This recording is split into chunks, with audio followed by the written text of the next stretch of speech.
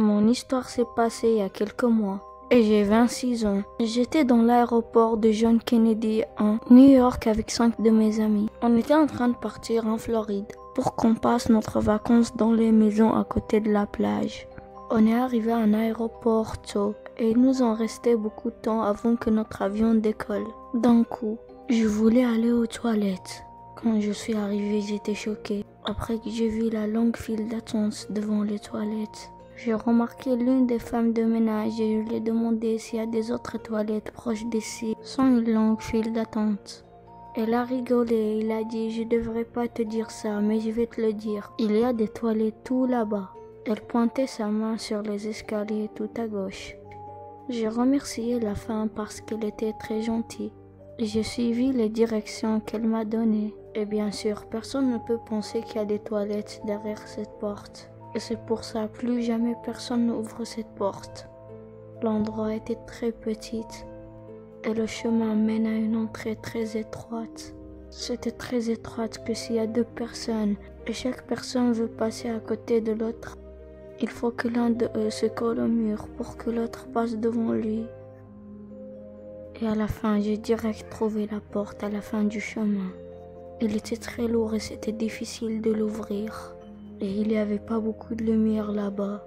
Et aussi c'était sale et ça fait depuis longtemps que personne lui a prêté attention. Et ça se voyait sur les toilettes que ça fait depuis longtemps que personne l'a nettoyé ou l'a prêté attention. Et il y a quelque chose de honteux que je voulais vous le dire. Tout le temps, quand je vais aux toilettes publiques, je dois me rassurer qu'il n'y a personne avec moi ici pour qu'il ne m'entende pas. Et pour ça, j'ai commencé à chercher dans les toilettes s'il y a quelqu'un avec moi ou pas. Et après, je suis revenue sur la porte et je l'ai ouverte pour voir dans tous les sens. Quand je me suis tournée à gauche, il y avait un homme qui se tenait à la fin du chemin. Il n'y avait pas de lumière. Quand je l'ai vu, j'ai reculé. C'était quelque chose de très flippant. Tout ce que j'ai fait, c'est que je suis rentrée aux toilettes et j'ai fermé la porte. J'essayais de faire semblant qu'on ne s'est pas vu. Je suis rentrée aux toilettes et j'ai fermé la porte. Et je me suis tenue et j'ai croqué mes doigts. J'avais peur d'une idée qui rentre. Et il est vraiment rentré. J'étais en train de voir les chaussures de cet homme par un petit trou de la porte. Et il se dirigeait vers les toilettes juste à côté. Il est rentré aux toilettes et il a fermé la porte. Après, le sang a disparu complètement. Il n'y avait aucun bruit de son pantalon ou quand il s'assoit. Et il n'y avait aucun bruit.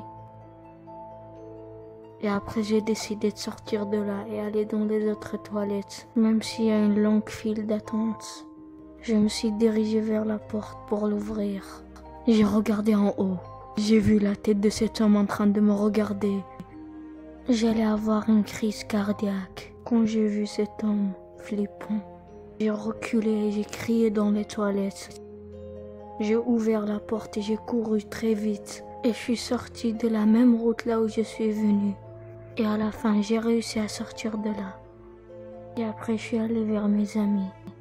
J'étais en train de respirer difficilement et fortement, mais personne d'eux a remarqué.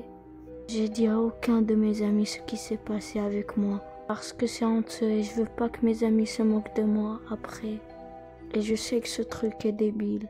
On est sortis ensemble en voyage pour s'amuser en Floride. Mais malheureusement que je réfléchissais tout le temps de cet homme et j'imaginais qu'il me suit partout.